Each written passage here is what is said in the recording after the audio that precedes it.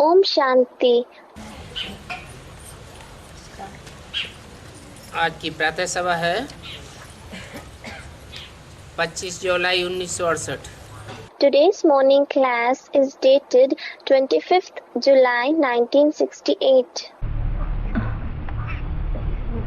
आज है सतगुरुवार। Today is Satguruvar, Thursday. Brihaspati भी कहते हैं, वृक्षपति भी कहते हैं। It is also called Brihaspati as well as Vrakshapati, that is the controller of the tree. ये मनुष्य सृष्टि रूपी वृक्ष है ना। This is the human world in the form of a tree, isn't it? सारे वृक्ष का पति कहो, पिता कहो, या सारे वृक्ष का बीज कहो। Call him the husband, the father, or the seed of the entire tree. इनके नाम पर पड़ता है बृहस्पतिवार। Brihaspativar, that is, the day of Brihaspati, is named after him. दिनों में भी कोई उत्तम दिन होते हैं। Among the days, some are the best days. Brihaspati को सद्गुरुवार कहा जाता है। Brihaspati is called Satguruvar. तो बृहस्पति अर्थात वृक्षपति है। That means Brihaspati is Vrakshapati. Brihaspati के दिन स्कूल में अथवा कॉलेज में बिठाया जाता है। On the day of Brihaspati, Thursday, students enroll to school or college. अभी तुम समझते हो इस मनुष्य सृष्टि रूपी झाड़ का बीज रूप बाप है। Now you understand that the seed of this human world in the form of a tree is the father.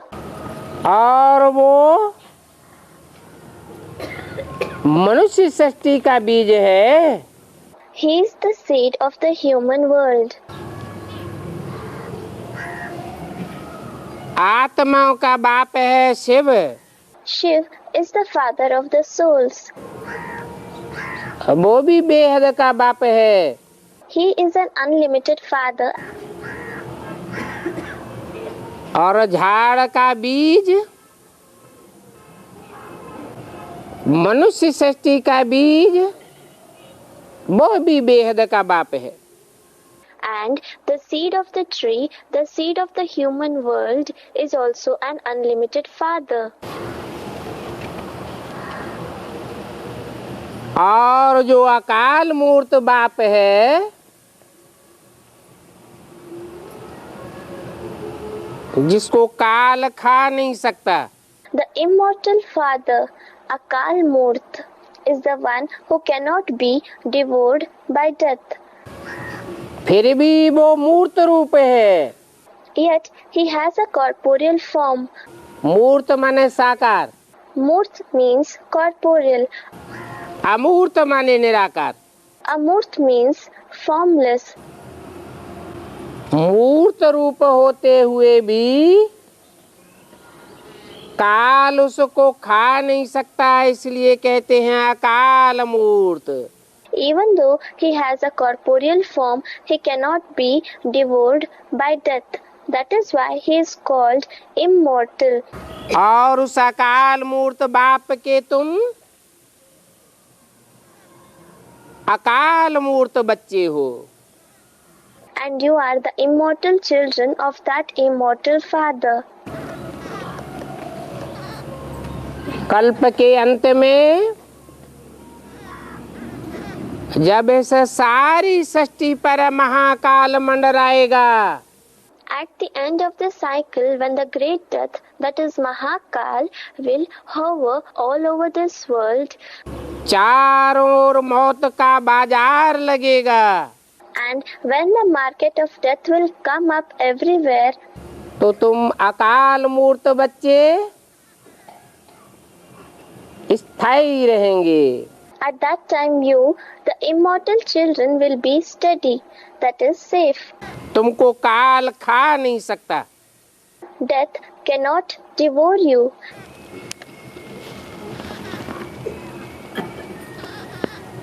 ये बात समझना तुम्हारे लिए कितना सहज है। It is so easy for you to understand this. और धर्म की आत्माओं को तो काल खा जाएगा। The souls of the other religions will be devoured by death. उनके लिए समझना मुश्किल है। It is difficult for them to understand this. और तुम्हारे लिए भी मुश्किलात है सिर्फ याद की। And for you, remembrance is the only difficulty. याद से ही तुम्हारे विपरीत कर्म भस्म होते हैं। Your opposite actions are destroyed only through remembrance. जिन्हें विकर्म कहा जाता है। These opposite actions are called vikarm, that is actions opposite to Srimad. पाप कर्म कहा जाता है। They are called sinful acts. तुम्हारे पाप कर्म भस्म होते हैं तो तुम पतित से पावन बनते हो। You become pure from impure when your sinful acts are destroyed. इसमें ही माया इंटरफियर करती है। Maya interferes only in this. और कोई बात में माया की लड़ाई नहीं होती। The fight with Maya does not take place in any other topic. इस याद में ही लड़ाई होती है। A fight takes place only in this remembrance. अभी बाप समझाते हैं। Now the father explains.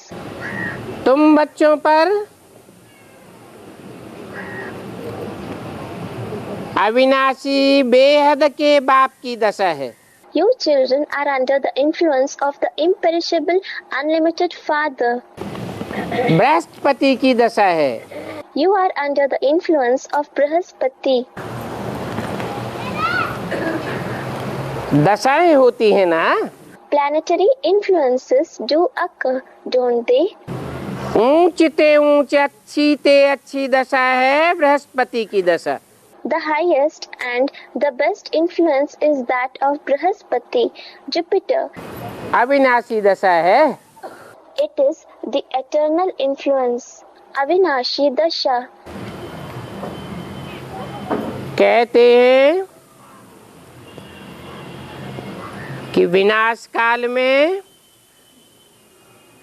9 ग्रह आपस में टकराएंगे। It is said at the time of destruction, 9 planets will collide with each other.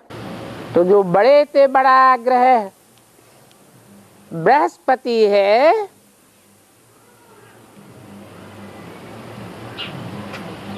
वो ही बचेगा।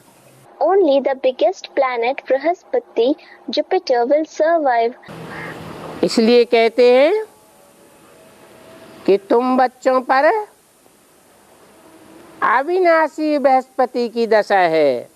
That is why he says, you children are under the influence of the imperishable Brihaspati. एक होती है हद की दशा और दूसरी होती है बेहद की। One is a limited influence and the other is an unlimited influence. बाप है बेहद का बाप बृहस्पति। वृक्षपति कहो। The father is the unlimited father, Brihaspati, or call him Vrikshapati. इस वृक्ष से पहले पहले ब्राह्मण निकलते हैं।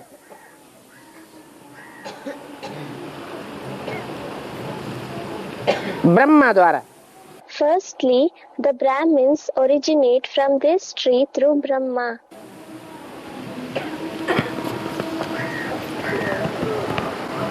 ब्राह्मण साकार होते हैं। Brahmins are corporeal. कैसे बनते हैं? How do they become Brahmins? जिस तन में भी शिव बाप प्रवेश करते हैं उसका नाम ब्रह्मा रखते हैं। In whichever body the Father Shiv enters, he is named Brahma. Brahma के मुख से जो ज्ञान सुन करके धारण करते हैं और दूसरों को कराते हैं वो ब्राह्मण कहे जाते हैं। Those who listen and assimilate the knowledge given through the mouth of Brahma and also make others assimilate it are called Brahmins. ऐसे नहीं कि सारी सृष्टि विनाश हो जाती है। It is not so that the destruction of the whole world takes place. नहीं, No, तमो प्रधान शूद्र बन जाती है। it becomes Tamo Pradhan, Shudra. Tamo Pradhan, that is dominated by darkness or ignorance. Shudra, untouchable, a member of the fourth and the lowest division of the Indo-Aryan society. मनुष्य मात्र पतित बन जाता है। Every human being becomes impure. तब ब्रह्मा के तन में प्रवेश करके शिव बाप ब्राह्मणों की रचना रचते हैं। Then the Father Shiv creates Brahmins by entering the body of Brahma. बाप कहते हैं मैं वृक्षपति सत्य चित्त आनंद स्वरूप हूँ। The Father says, I, the Vrikshpati, am the embodiment of truth, life and bliss. सत्य माने सच्चा हूँ। Truth, that is Sat, means I am truthful. झूठे का नाम निशान नहीं। There is no sign of falsehood.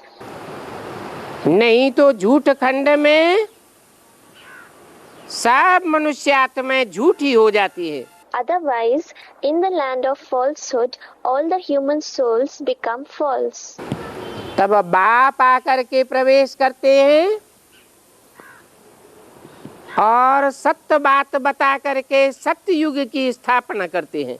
At that time, the Father comes and enters Brahma and establishes the golden age by revealing the truth. एक है सत्य, बाकी सभी हैं असत्य। Only one is true, all the rest are false. एक ही चित्त है, चैतन्य है। Only one is living, alive, Chaitanya. बाकी सभी की बुद्धि जर्जरीभूत हो जाती है। Everyone else's intellect becomes worn out, old and inert. एक ही सदैव आनंद स्वरूप है। Only one is always blissful. बाकी को दुख और क्लेश खा जाता है। Sorrow and misery divorce all the others. इसलिए फिर उसकी महिमा गाते हैं। That is why he is praised. ज्ञान का सागर है, सुख का सागर है, शांति का सागर है। He is the ocean of knowledge, the ocean of happiness, the ocean of peace. तुम ये भी जानते हो You also know that सतयुग में सभी देवताएं शांति का, पवित्रता का, सुख का सागर होते हैं।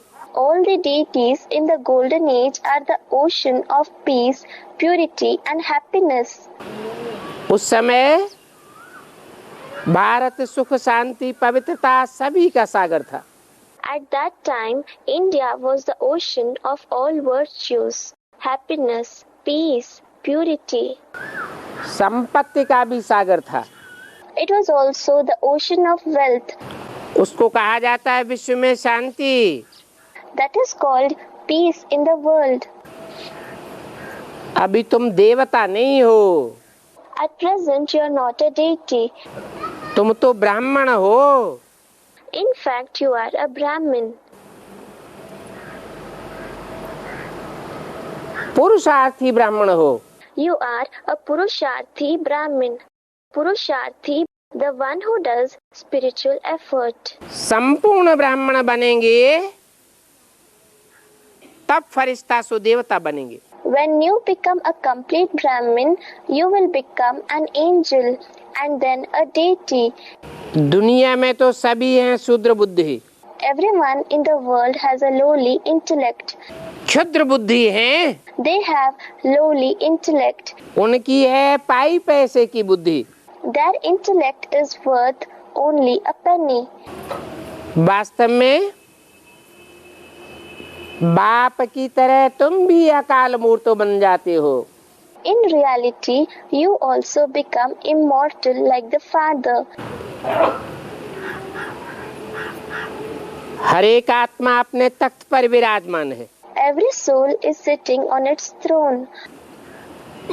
ये सभी ब्राह्मण चैतन्य अकाल तख्त हैं। All these Brahmins are living indestructible thrones. कहते हैं ना, कालों का काल महाकाल, जिसे कोई काल खा नहीं सकता।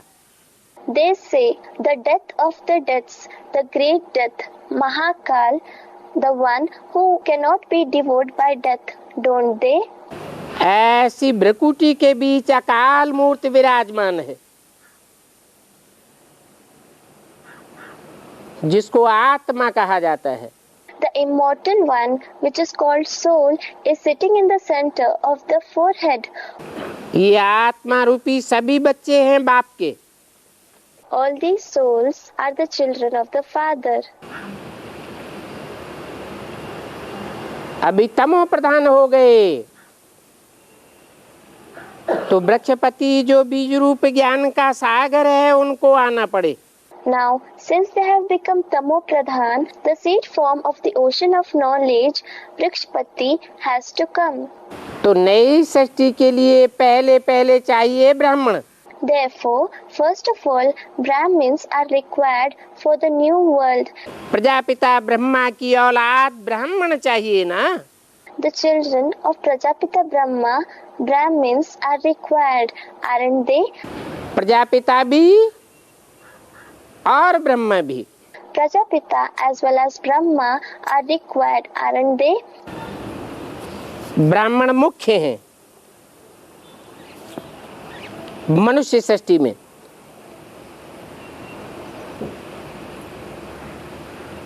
जो प्रजापिता ब्रह्मा के अडॉप्टेड चिल्ड्रन हैं, The Brahmins, the adopted children of Prajapita Brahma, are important in the human world. कोई गर्भ की पैदाइश नहीं है। हाँ, कोई मुख वंशावली है और कोई कुख वंशावली है। They are not born through the womb, but some are mouth-born progeny, some are lap-born progeny. मुख वंशावली ब्राह्मण वो हैं जो ब्रह्मा के मुख की निकली हुई बातों को मानते हैं। The mouth-born progeny Brahmins are those who believe in the words spoken through the mouth of Brahma. मुरली को मानते हैं, धारण करते हैं और दूसरों को धारण कराते हैं। They believe in the Murli and assimilate it, and they also make others assimilate it. कुख वंशावली ब्राह्मण वो हैं जो मुरली की बातों पर तो ध्यान नहीं देते। The lap-born progeny Brahmins are those who do not pay attention to the words said in the Murli. मुरली मुख से निकलती है ना। The Murli is narrated through the mouth, isn't it? मुख की बातों पर ध्यान नहीं देते, They do not pay attention to the words spoken through the mouth, लेकिन गोद याद आती रहती है। but they keep remembering the lap. कुख कहा जाता है गोद को। कुख कहो, कोख कहो। The womb is called the lap. Call it the lap or the womb. तो जरूर ब्राह्मण भी नंबरवार हैं। So certainly Brahmins are number wise according to their capacity. तुम मुख वंशावली हो। You are the mouth-born progeny. ब्राह्मणों की 9 कुरियां गाई जाती हैं। 9 types of Brahmins are praised. जैसे दुनिया में 9 मुख्य धर्म हैं, Just like there are 9 main religions in the world. जब बाप आते हैं तो हर धर्म तमो प्रधान बन जाता है। When the Father comes, every religion has become Tamo Pradhan. तमो प्रधान धर्म में से अच्छे अच्छे कर्म करने वाली श्रेष्ठ आत्माओं को बाप आकर के उठाते हैं। The Father comes and uplifts the elevated souls from the Tamo Pradhan religions who perform good actions. ब्राह्मण बनाते हैं। He makes them Brahmins. कोई अच्छी पढ़ाई पढ़ते हैं, कोई नंबरवार पढ़ते हैं। Some Brahmins study well and some Brahmins study number wise. जो अच्छे से अच्छी पढ़ाई पढ़ने वाले हैं वो मुखवंशावली, सूर्यवंशी, चंद्रवंशी कहे जाते हैं।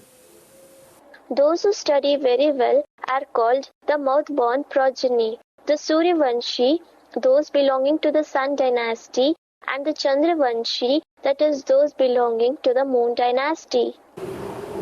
आत्मिक स्थिति में प्रैक्टिस करके स्थित हो जाते हैं।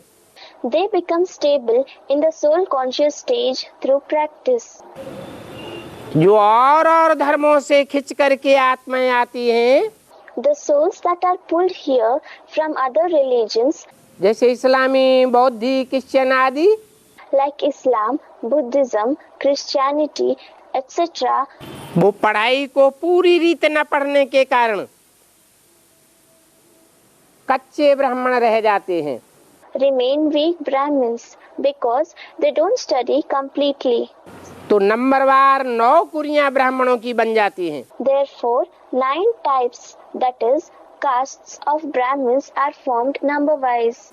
जैसे 9 धर्म है वैसे ब्राह्मणों की 9 कुरियां हो जाती हैं।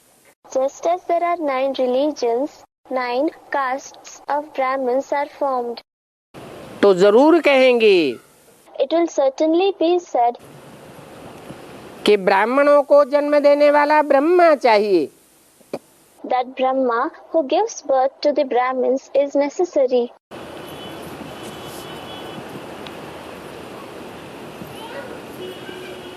तुम जानते हो शिव बाप को त्रिमूर्ति शिव कहा जाता है। You know that the Father Shiv is called Trimurti Shiv. 3 मूर्तियों में पहले ब्रह्मा चाहिए। Amongst the 3 Murtis, that is, personalities, Brahma is required first. फिर है दूसरी मूर्ति Shankar. After that is the second Murti, Shankar. Brahma द्वारा ब्राह्मण धर्म की स्थापना। The Brahmin religion is established through Brahma. जो फेलियर होते हैं, Those who fail,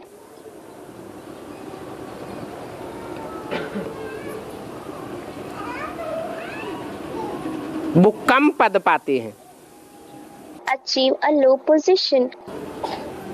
और जो पास होते हैं वो ऊंचे पद पाते हैं। And those who pass achieve a high position. Brahma की गोद में सब प्रकार के ब्राह्मण पलते हैं। All types of Brahmins are sustained in the lap of Brahma.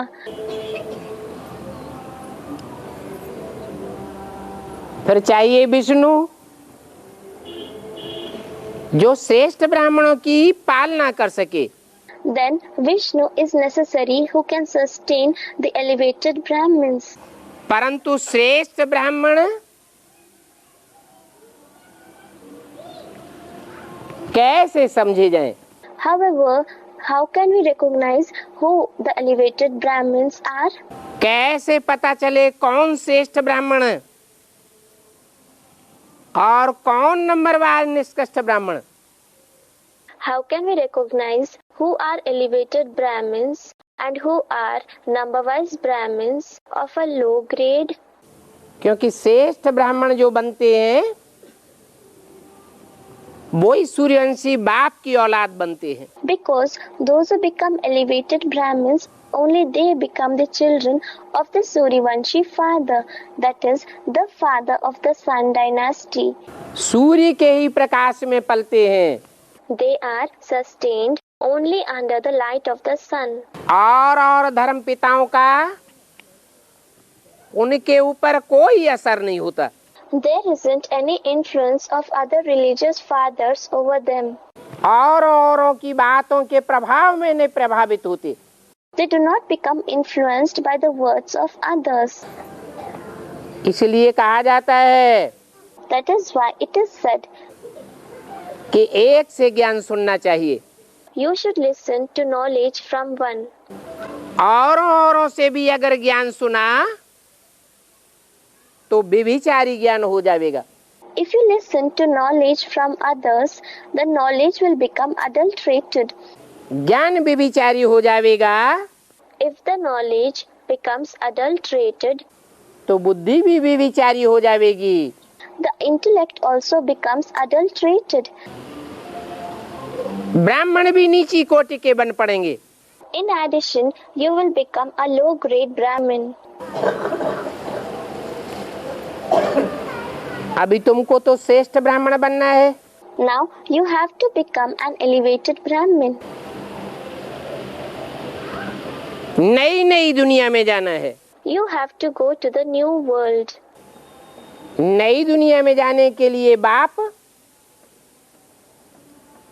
अंत तक नित नया ज्ञान सुनाते हैं। The father narrates new knowledge every day till the end to go to the new world. भक्ति मार्ग में तो वही पुरानी बातें सुनते हैं। In the path of bhakti, devotion, you listen to the same old topics.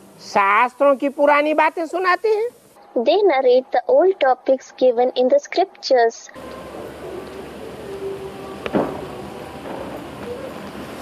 अभी तुम बच्चे ऊंचे ऊंचे बाप की औलाद बनते हो। Now your children become the offspring of the highest on high father. Brahma Vishnu Shankar में भी तीनों देवताओं को ऊंचे नहीं कहेंगे। Even among Brahma, Vishnu and Shankar, not all the three deities will be called the highest. इसलिए सूक्ष्म पुरियों में 3 नंबरवार मूर्तियां दिखाई जाती हैं। That is why 3 murtis are shown number-wise in the subtle abodes. Brahmapuri, उससे ऊपर विष्णुपुरी और सबसे ऊपर Shankarpuri. The abode of Brahma, that is Brahmapuri, above that is the abode of Vishnu, Vishnupuri, and the abode of Shankar, Shankarpuri is the highest of all. क्योंकि शंकर ही ऐसा देवता है। It is because Shankar alone is such a deity. 33 crore देवताओं के बीच एक ही ऐसा देवता है जिसका नाम शिव के साथ जोड़ दिया जाता है। There is only one such deity among the 33 crore, that is 330 million deities, whose name is added to that of Shiv. बाकी विष्णु या ब्रह्मा का नाम शिव के साथ नहीं जोड़ा जाता। As for the rest, the name of Vishnu or Brahma is not added to that of Shiv. तो तुम बच्चों को बाप बहुत अच्छी रीति समझाते हैं। So the father explains to you children very nicely. जैसे बायजोली खेलते हैं ना, इसका भी अर्थ समझाया है। Just like they do a somersault, don't they? Its meaning has also been explained. बीज रूप है शिव बाबा। Shiv Baba is the seed form. बीज बाप को कहा जाता है। The father is said to be the seed. फिर है Brahma, After him, there is Brahma. नाम ही है ब्रह्मा। ब्रह्मा ने बड़ी, माँ माने माँ। The name itself is Brahma. Brahm means big and Ma means mother. माँ द्वारा बच्चों की रचना होती है, The children are created through the mother. माँ मीडिया बनती है। The mother becomes the media, that is medium.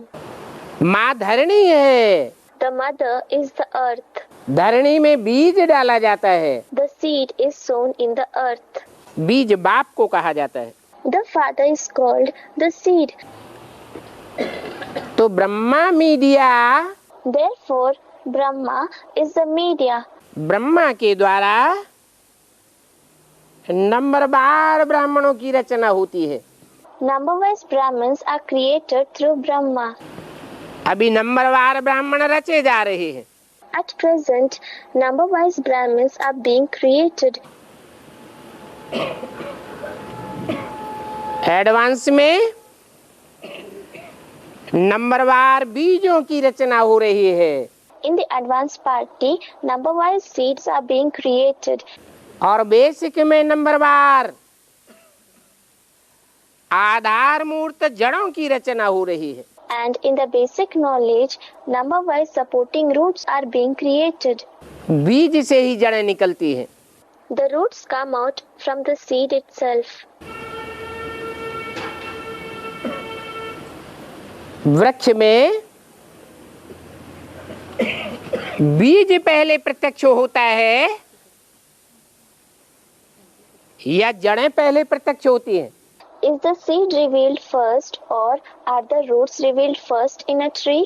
बीज पहले प्रत्यक्ष होता है। Student, the seed. Is the seed revealed first? जड़ें पहले प्रत्यक्ष दिखाई पड़ती हैं, The roots become visible first. बाद में तना, पत्ते, टहनियां, फूल, फल, Later on, the trunk, the leaves, the branches, the flowers, the fruits are revealed. और बाद में फल के अंदर बीज प्रत्यक्ष होता है। And after that, the seed is revealed inside the fruit.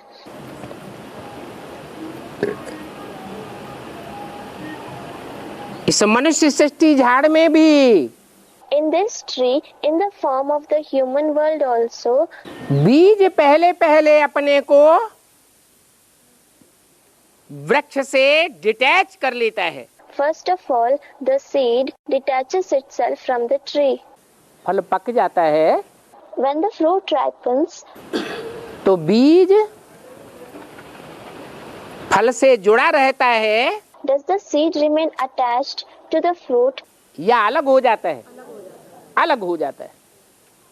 or does it become detached from it? It detaches from it. पत्ते जुड़े रहेंगे, टहनियां जुड़ी रहेंगी, तना जुड़ा रहेगा, जड़ें जुड़ी रहेंगी। The leaves, branches, trunk and roots will remain attached. इनका अटैचमेंट बना रहता है। That attachment is maintained. लेकिन बीज पहले पहले अपने को नष्टो मोहा बनाता है। However, the seed makes itself free of all attachments first. ये बीज रूप स्टेज की निशानी है। This is the sign of the seed form stage. इसलिए बाप कहते हैं अपन को आत्मा समझो। That is why the Father says, consider yourself to be a soul. आत्मा बीज है, The soul is a seed. बीज की स्मृति की प्रैक्टिस करेंगे If you practice the remembrance of the seed, तो जल्दी से जल्दी नष्टो मोहा डिटैच हो जाएंगे। you will become free from all attachments very soon. You will become detached. ब्राह्मणों की पढ़ाई का अंतिम लक्ष्य ही है नष्टो मोहा स्मृति लब्धा। The The ultimate aim of all the study of the Brahmins is to become Nashto Moha Smriti Labdha, that is, the stage of conquering all kinds of attachments and remaining in the remembrance of the One. कौन सी स्मृति लगातार बनी रहे, निरंतर बनी रहे, सहज बनी रहे? Which remembrance should remain continuous, uninterrupted and easy? कौन सी स्मृति? मैं आत्मा हूँ. Which remembrance? I am a soul. इस समय तो तुम कहेंगे हम 100 ब्राह्मण हैं. At this time you will say we are those, so Brahmins. 100 माने वो. कौन से ब्राह्मण? So means those. Which Brahmins? जो सृष्टि के आदि में विनाश होने के बाद बचे थे. The Brahmins who survived at the beginning of the world after the destruction. नंबरवार सब ब्राह्मण नहीं बचे. Not all the Brahmins survived number-wise. अधूरे ब्राह्मण नहीं बचे. The incomplete Brahmins did not survive. कौन से ब्राह्मण बचे? Which Brahmins survived? 9 कुरियों में जो अव्वल नंबर सूर्यवंशी थे, 100 अहम ब्राह्मण. The ones who were the number 1 Suryavanshis, that is, those belonging to the Sun dynasty, among the 9 categories of Brahmins, we are those Brahmins. फिर 100 देवता बनेंगे. Then we will become those deities. और देवता भी कम कला के देवता बनेंगे या 16 कला संपूर्ण बनेंगे? Moreover, will we become deities with lesser celestial degrees, or will we become complete with 16 celestial degrees? 16 कला संपूर्ण बनेंगे. We will become complete with 16 celestial degrees. कम जन्म लेने वाले बनेंगे या पूरे 84 जन्म लेने वाले बनेंगे? Will we become the ones who take less number of births, or the ones who take complete 84 births? पूरे 84 जन्म लेने वालों को ही पक्का देवता कहा जाता है. Only those who take complete 84 births are called true deities. बाकी जो आत्माएं परम धाम में पड़ी रहती हैं, The remaining souls who stay in the supreme abode, बाद में उतरती हैं, who descend later on, उत्तरोत्तर बाद में, the ones who descend later on, number wise, वो कम जन्म लेने वाली होती हैं. are the ones who have fewer births. उत्तरोत्तर कम कलाओं वाली होती हैं. They are the souls with number wise less celestial degrees. बाद में आने वाले धर्मों में कन्वर्ट होने वाली होती हैं. They are the souls who convert into the other religions that arrive later on. नंबरवार कच्ची आत्माएं हैं. They are number wise weak souls.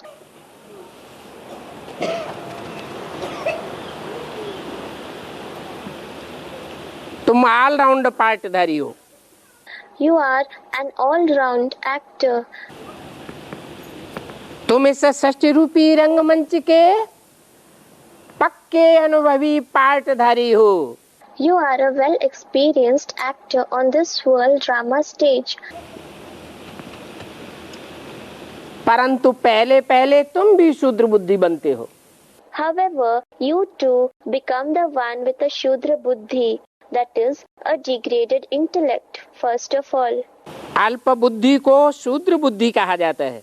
A foolish intellect is called a degraded intellect.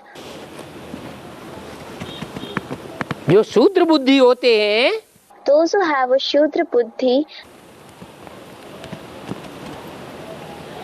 अल्प बुद्धि होने के कारण because of having a foolish intellect, बाप को नहीं पहचान पाते.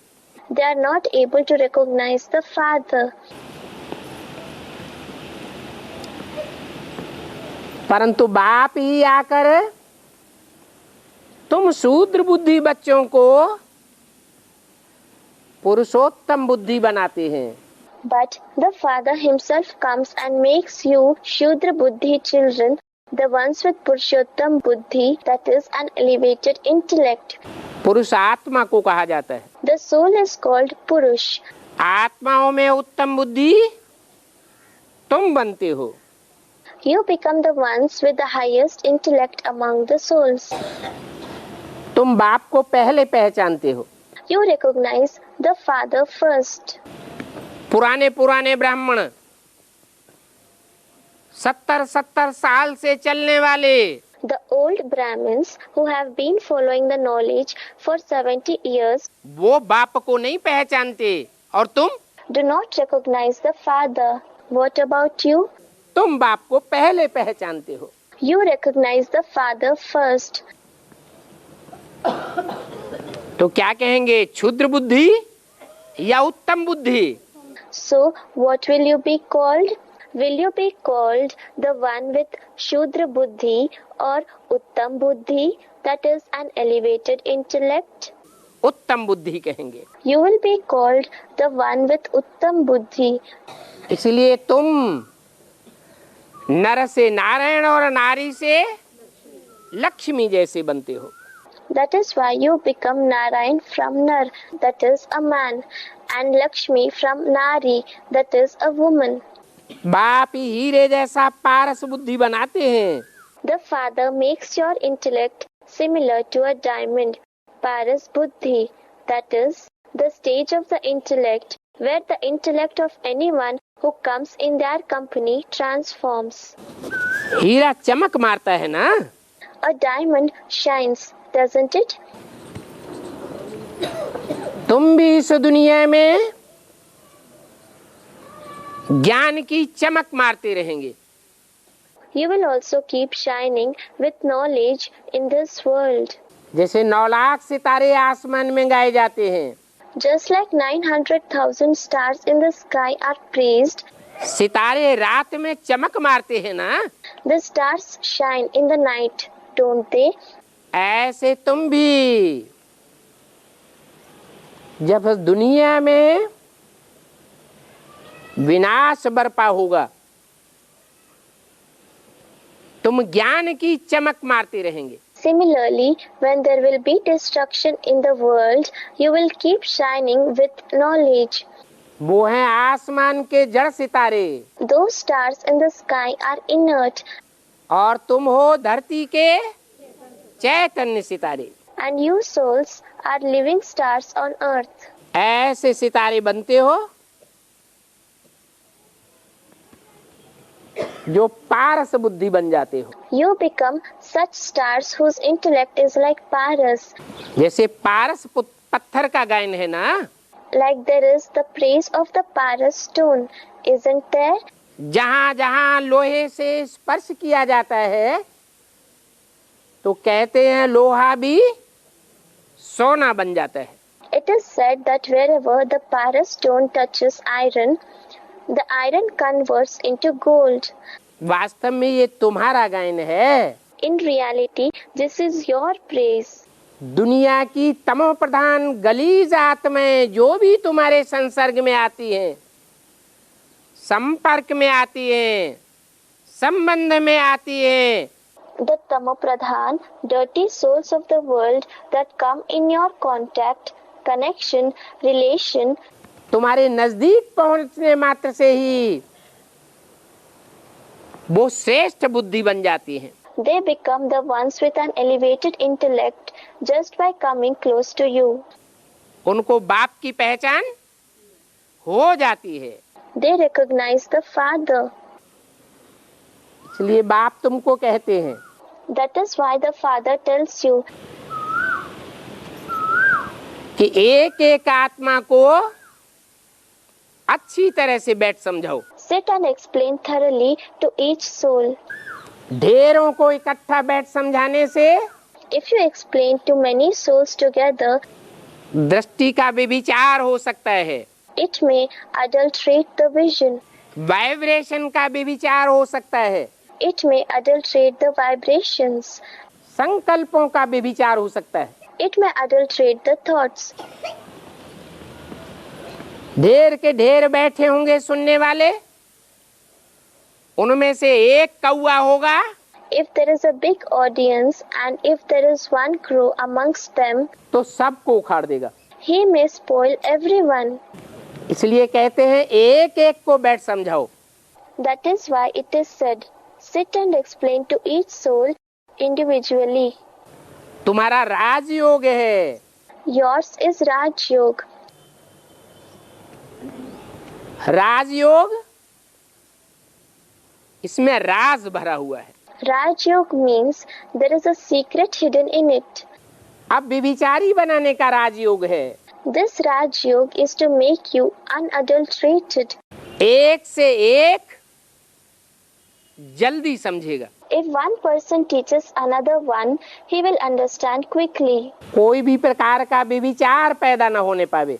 Don't let any adulteration take place. तो श्रेष्ठ आत्माएं निकलेंगी।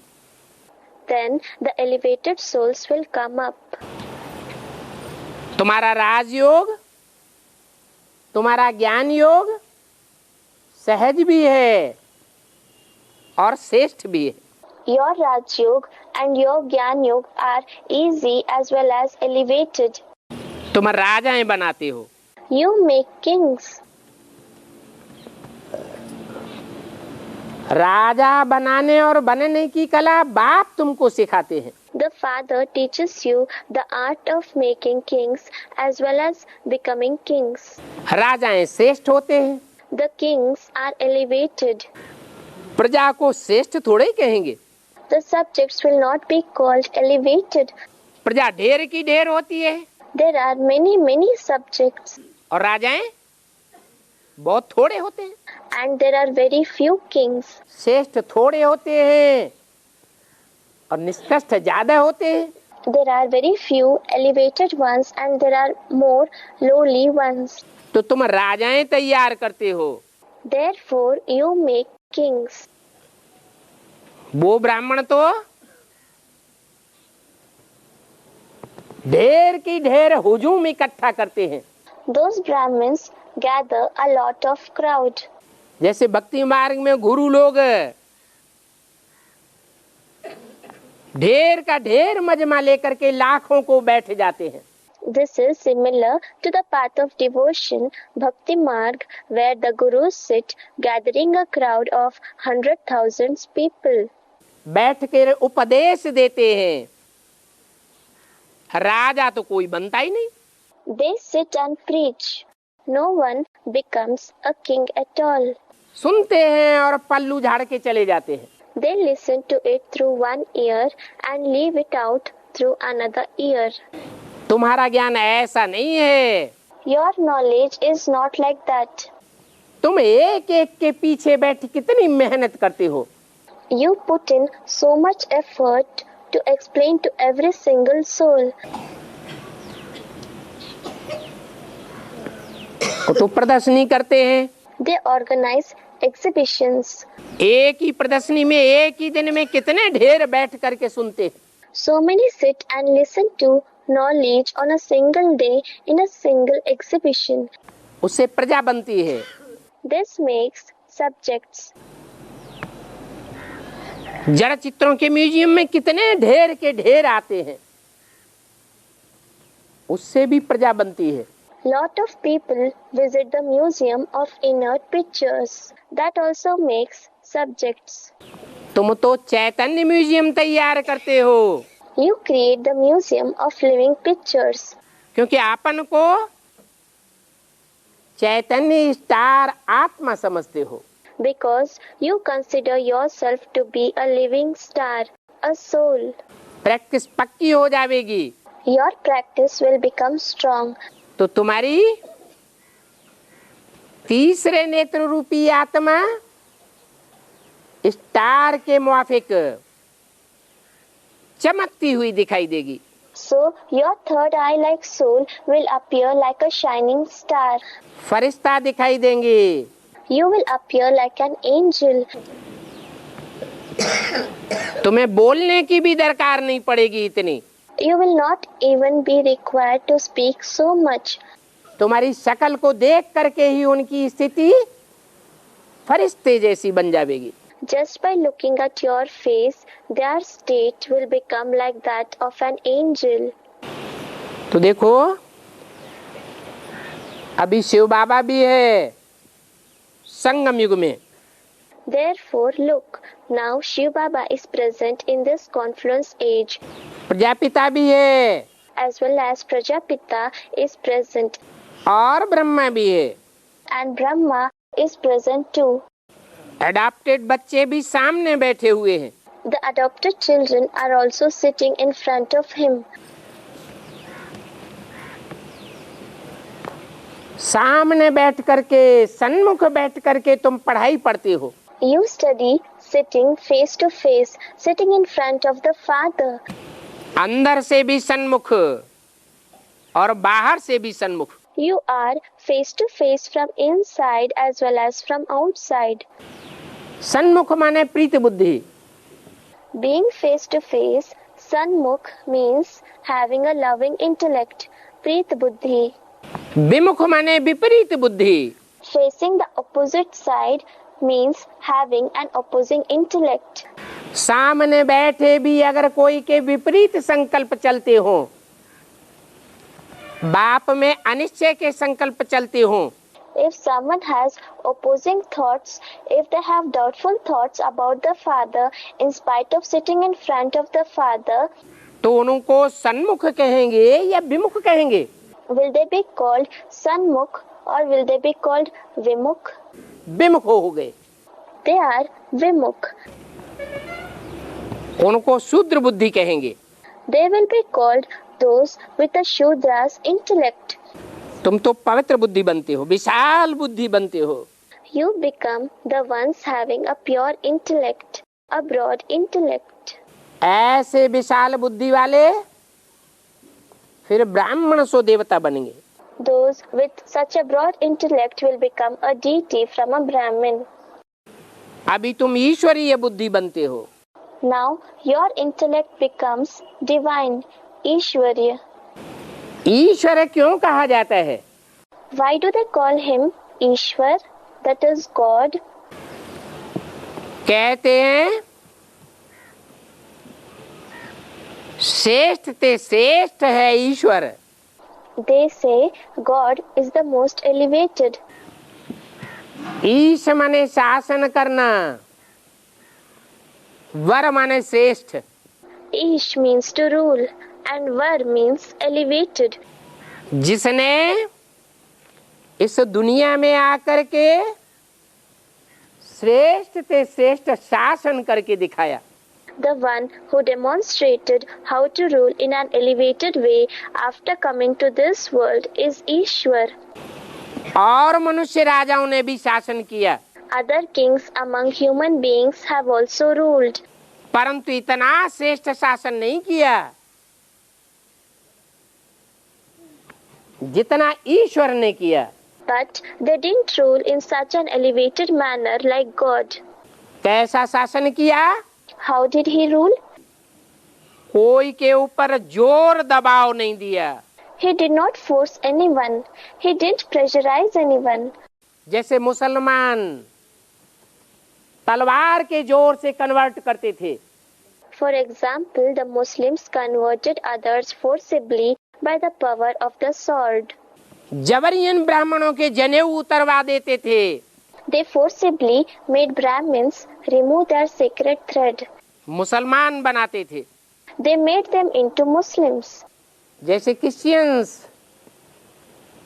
पैसे का लोभ दे करके, धन का लालच दे करके क्रिश्चियन बना लेते थे। Similarly, the Christians used to make others into Christians by creating temptation for money. अथवा मुसलमान और क्रिश्चियन दोनों ही हिंदुओं के शास्त्रों की और देवताओं की बुराई करके, ग्लानि करके, In other words, Muslims and Christians both defamed the Hindu scriptures as well as their deities, Hindu से कन्वर्ट करके अपने धर्म में कन्वर्ट कर लेते थे। and converted them from Hindus to their respective religions. ईश्वर आते हैं तो ऐसा कुछ नहीं करते। When God comes, He does not do anything like that. ग्लानि कोई की नहीं करते हैं। He defames no one. हाँ, इतना जरूर है However, this is certain कि जैसे गुरु नानक ने कहा असंख्य चोर हरामखोर, that just as Guru Nanak said, Asankhya Chor Haram Khor, that is, there are countless thieves, chor, and people who live on money wrongfully obtained, Haram Khor. तो क्या गाली दी? यह सच्ची बात कही? Then, did he say any bad words by saying this, or did he speak the truth? सच्ची बात कही। He spoke the truth. इस दुनिया में साफ चोर हैं। Everyone in this world is a thief. चोर छुप करके काम करता है। A thief acts secretly. जैसे साफ भिखारी हैं, छुप करके विकार भोगते हैं। Just as everyone is vicious, they indulge in vices secretly. साफ चोर हैं। Everyone is a thief. सतयुग में देवताओं को चोर थोड़े ही कहेंगे। The deities in the golden age will not be called thieves. देवताएं तो श्रेष्ठ इंद्रियों का सुख भोगने वाले होते हैं। The deities enjoy the happiness of the elevated organs. श्रेष्ठ इंद्रियों के आकर्षण से, श्रेष्ठ इंद्रियों के प्यार से संतान पैदा करते हैं। They conceive children through attraction and the love of the elevated organs. उसमें कोई लज्जा की बात नहीं है। There is nothing shameful about it. चोर की बात नहीं है। There is no question of theft there. ज्ञान के लिए कहा जाता है कि वो मनुष्य को देवता बनाता है। It is said for God that He makes a human being into a deity. कोई धर्म पिता मनुष्य को देवता बनने का ज्ञान नहीं देता। No religious father gives knowledge to make a man into a deity. मनुष्य को राजा बनने का ज्ञान नहीं देता। They don't give the knowledge to become a king from a man. राजा बनते भी हैं तो विकारी राजाएं बन पड़ते हैं। Even if people become kings, they become vicious kings. वो राजाएं राजा बन करके अहंकार में आकर के कितना दुख देते हैं। Those kings become egotistic after they become kings and give so much sorrow. ईश्वर ऐसा राजा नहीं बनाता। God does not create such kings. Baahubali नहीं बनाता। He does not create kings who use physical power, that is Bahubali. ईश्वर आते हैं When God comes, तो एक एक बच्चे के दिल पर शासन करते हैं। He rules over the heart of every child. दिल को जीतते हैं। He wins their heart. और दिल को जीतना, दिल के ऊपर शासन करना, ये प्यार के सागर का ही काम है। It is the task of only the ocean of love to win over the heart of the children, to rule over the heart of the children. नहीं तो 70 साल हो गए ईश्वरीय ज्ञान सुनते सुनते। Otherwise, 70 years have passed listening to the knowledge of God. और ईश्वर को सुनाते हुए कितने साल हो गए? 70 साल। And for God narrating this knowledge, how many years have passed? 70 years have passed. वही बातें रोज रोज अभी भी पढ़ाते रहते हैं। He teaches the same topics regularly even now. और बच्चे एक कान से सुनते हैं और दूसरे कान से निकाल देते हैं। And the children listen through one ear and let it go through the other. क्या बच्चों की डंडाबाजी करते हैं? Does he cane the children? गाली देते हैं? Does he abuse them? नहीं। No. अब तक भी बच्चे बच्चे कह करके प्यार से पढ़ाते। Even now he calls them children and teaches them lovingly. तो अभी तुम बच्चे ईश्वरीय बुद्धि बनते हो। Now you children become the ones with a divine intellect. तुम किसी प्रकार का बाहुबल नहीं दिखाते हो। You do not use physical power in any way. भगवान पढ़ाई पढ़ाते हैं तो कोई प्रकार का बाहुबल प्रयोग नहीं करते बच्चों के ऊपर। When God teaches, He doesn't use any kind of physical power over the children. प्यार से बैठ समझाते। He sits and explains to them lovingly. तो देखो ईश्वर में जो गुण हैं वो दिल को जीतने के गुण तुम बच्चों को भी देते हैं। Look, the virtue of winning the hearts that God possesses, He imparts that to you children as well. तुमको भी कहते हैं कि कोई के ऊपर जोर जबरदस्ती दबाव डाल करके ज्ञान नहीं सुनाना है। He also tells you to never narrate the knowledge forcibly to anyone. ज्ञान की बातों को धारण करने के लिए जोर जबरदस्ती नहीं करना है। You should never force anyone to assimilate points of knowledge. क्या करना है? What should you do? प्यार से सुनाते रहना है, सुनाते रहना है। You should keep narrating the knowledge lovingly. पता नहीं कब कौन सा ज्ञान का पॉइंट उनकी बुद्धि में घर कर जाए, बैठ जाए। You never know when which point of knowledge will sit in their intellect. तो कोई को भी समझाते समय ये बात भूलो मत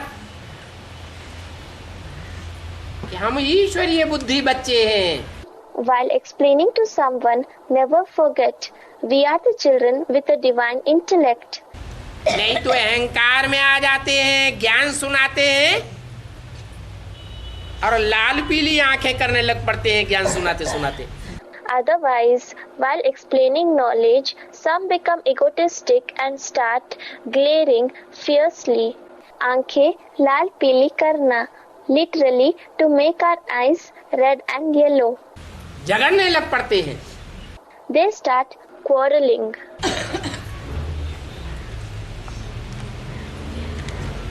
भगवान सुख दाता है, सुख का सागर है। God is the giver of happiness. He is the ocean of happiness. ज्ञान सुनाकर हमको सुखी बनाने के लिए आए हैं या दुखी बनाने के लिए आए हैं? Has He come to make us happy by narrating knowledge, or has He come to make us sorrowful? सुखी बनाने के लिए आए हैं। Student, He has come to make us happy. He has come to make us happy. आनंद देने के लिए आए हैं। He has come to give us joy. तो हम बच्चों को भी फॉलो करना है। Therefore, we children should also follow Him. कोई को ज्ञान सुनाते हैं तो इस तरह सुनाना है वो सुन करके खुश हो जाए। When you explain knowledge to someone, you should narrate it in such a way that he becomes happy after listening to it. हमारे ज्ञान देने का तरीका अगर ऐसा होगा If our method of giving knowledge is such, जो उसको अनुभव करे, अनुभव होने लगे, ये तो फूल बरसाते हैं। that he starts to experience, this one is showering flowers on me. कभी भी कड़वी वाणी नहीं बोलनी चाहिए। You should never speak any bitter words. सुखदाता के बच्चे You are the children of the giver of happiness, Sukhdata. तुम सुखदेव हो।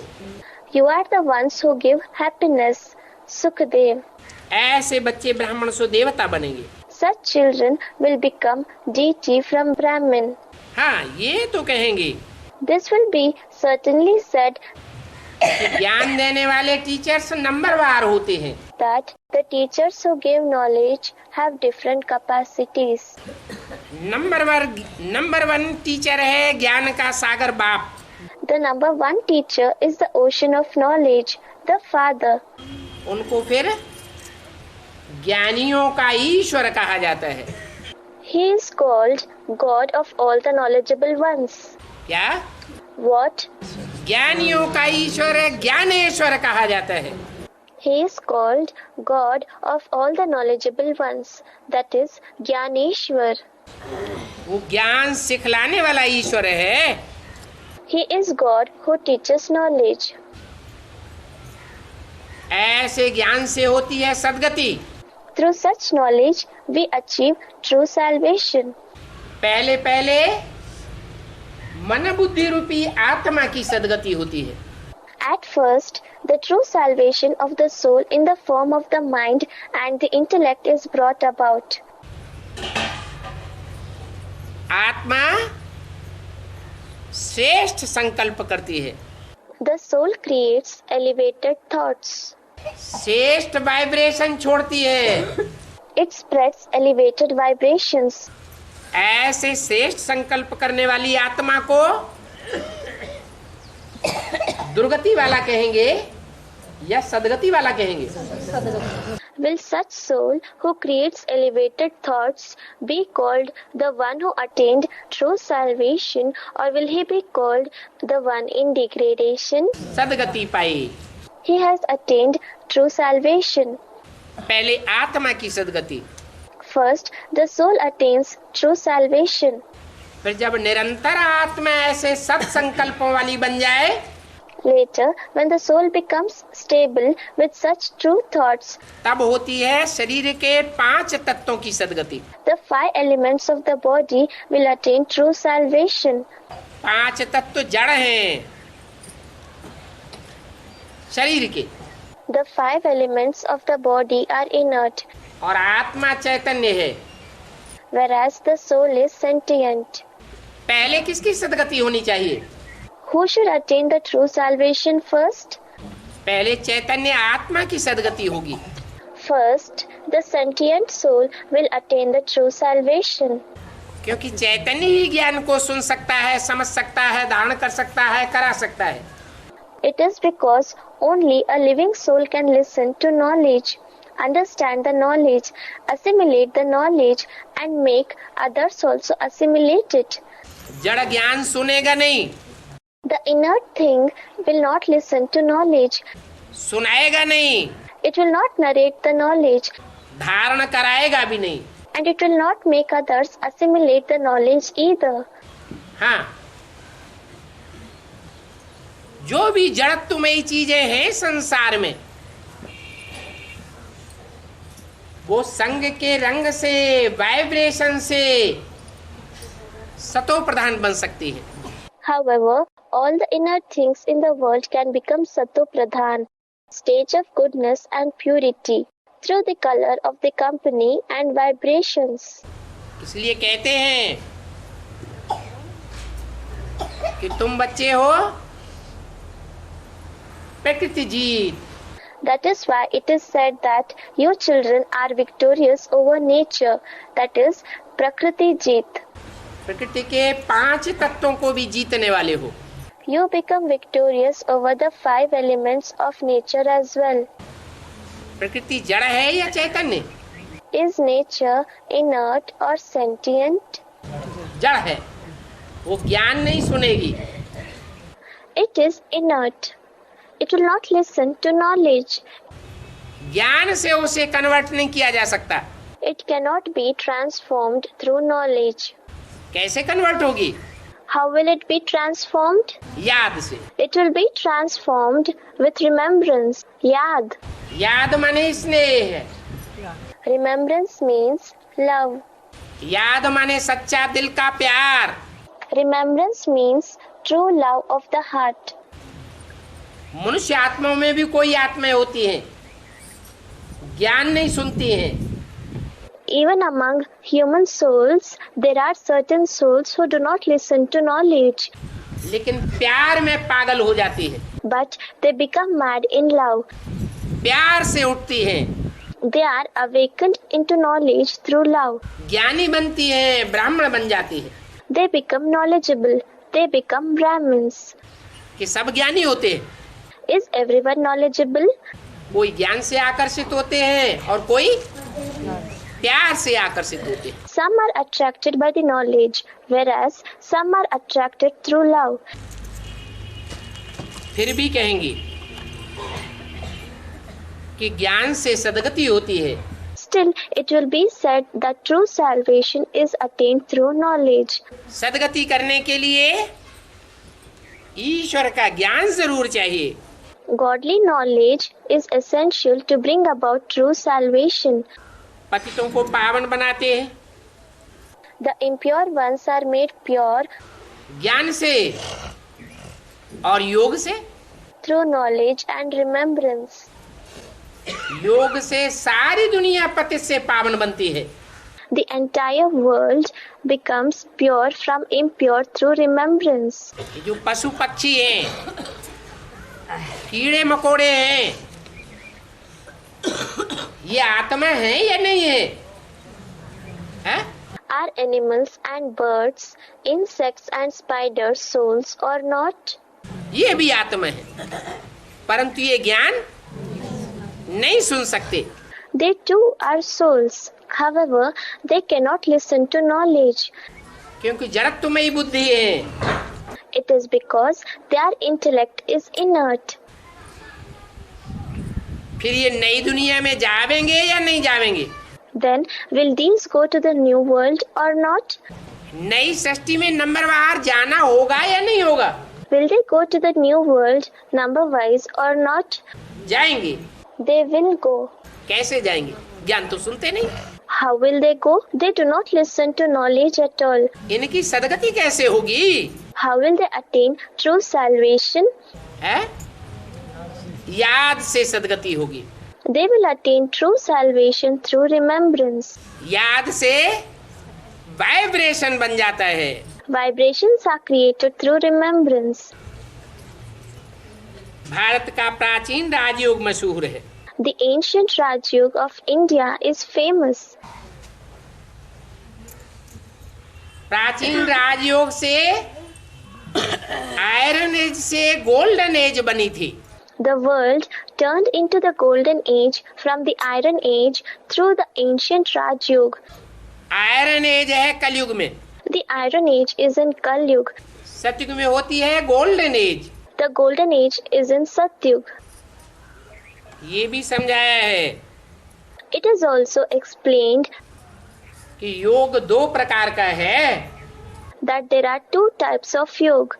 एक है हठ योग, One is Hatha Yoga, that is performing rigorous physical exercises, और दूसरा है राजयोग। and the other is Raj Yoga, the yoga that is full of secrets. उन मनुष्य गुरुओं का है हठ योग Those human gurus perform Hatha Yoga और तुम्हारा है राजयोग। and you perform Raj Yoga. उनका हठ योग हद का है।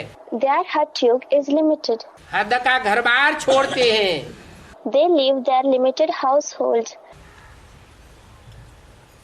परंतु वास्तव में However, in reality, मन बुद्धि का लगाव घर बार में लगा रहता है। their mind and intellect remains attached to their household. मन बुद्धि से नहीं छोड़ पाते। They are not able to leave them from their mind and intellect. और तुम What about you? तुम स्थूल में घर बार नहीं छोड़ते हो, You do not leave the household in a physical sense. लेकिन मन बुद्धि से तुम्हारा लगाव घर बार से, देह से, देह के संबंधियों से, देह के पदार्थों से तुम्हारा बेलगाव हो जाता है। However, you become detached from your family, body, bodily relations and bodily things through the mind and the intellect. जब बुद्धि डिटैच हो जाती है तो ये दुनिया अच्छी नहीं लगती। When the intellect becomes detached, you don't like this world. दुनिया अच्छी नहीं लगती है तो बुद्धि कहाँ जाएगी? When you don't like the world, where will your intellect go? या तो नई दुनिया में जाएगी जिसका नजारा हमें बाप ने दिखाया ज्ञान के द्वारा। Either the intellect will go into the new world, the scenes based on knowledge which have been shown to us by the Father, या तो दूसरों की सेवा में बुद्धि जाएगी, or the intellect will go in serving the others, या तो परम धाम में बुद्धि जाएगी। or else the intellect will go to the supreme abode, Param Dham. तीन ही ठिकाने हैं, There are only three destinations: Sukhdham, the abode of happiness, Sukh Dham, Shanti Dham the abode of peace, Shanti Dham, या फिर सेवा का धाम। or the place of service. अभी तुम सब सेवाधारी हो। Currently, you all are serviceable ones, Sevadhari. तो तुम हो बेहद के सन्यासी। So, you are the unlimited sannyasis, that is ascetics, और वो है हद के सन्यासी। and they are limited sannyasis.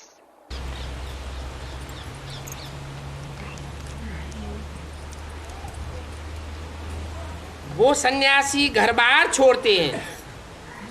Those sannyasis leave their household दुनिया को दिखाने के लिए। to show off to the world. तो उनमें कितना अहंकार आ जाता है। They become so egotistic. घड़ी घड़ी कहते हैं हमने घर बार छोड़ा है। They repeatedly say, we have left our household. वो दुनियावी सन्यासी, उनके अंदर ये संस्कार कहाँ से आते हैं? अहंकार के। From where do such sanskars of egotism come in those worldly sannyasis? झूठा अहंकार त्याग करने का। They have the sanskars of the false ego of sacrifice, झूठा अहंकार पवित्र बनने का। the sanskars of the false ego of purity. हम पवित्र रहते हैं, They think we remain pure, जबकि उनकी पवित्रता ऐसी ही है जैसे कोई कैदी 8-10 साल जेल में रहे। their purity is just like a prisoner who remains imprisoned for 8 or 10 years, और बाद में जेल से निकले तो कहे मैंने 10 साल की पवित्रता धारण की है। and after he comes out of jail says, I have remained pure for 10 years. अरे तुम तो कैदी रहे। Arey, you were imprisoned. Rasgulla सामने हो, If rasgulla, a Bengali sweet, is in front of you, व्यंजनों की थाली सामने हो, if a plate full of delicacies is in front of you, फिर भी उसे ग्रहण करने की कोई इच्छा न हो, still you do not have the desire to eat them, उसको कहेंगे सच्चा त्यागी। then you are called a true ascetic. और रसगुल्ले हैं ही नहीं, When there are no rasgullas थाली आए ही नहीं, or no plate served with food was brought in front of you, या हठपूर्वक सामने आने ही नहीं दी, or you did not let it come in front of you forcibly, फिर कहे हम त्यागी हैं। then you say that you are an ascetic. तो ऐसे हठ योग के संस्कार उन दुनियावी सन्यासियों ने कहां से धारण किए हैं? From where did those worldly sannyasis assimilate such sanskars of Hatha Yoga? ब्राह्मणों की दुनिया में ही ऐसे सन्यासी हैं, There are such sannyasis in the world of Brahmins itself, खास करके बेसिक ब्राह्मणों की दुनिया में, especially in the world of basic Brahmins. जो घरगाट छोड़ करके बैठे तो हुए हैं, They have indeed left their homes, परंतु प्रवृत्ति में नहीं है, but they do not live in a household. निवृत्ति में है या प्रवृत्ति में है? Do they live in renunciation or in a household? हैं? निवृत्ति में है। Student, in renunciation. They are in renunciation. कहते हैं अहंकार है कि हम पवित्र रहते हैं। They have ego, so they say that they stay pure. अरे Arey,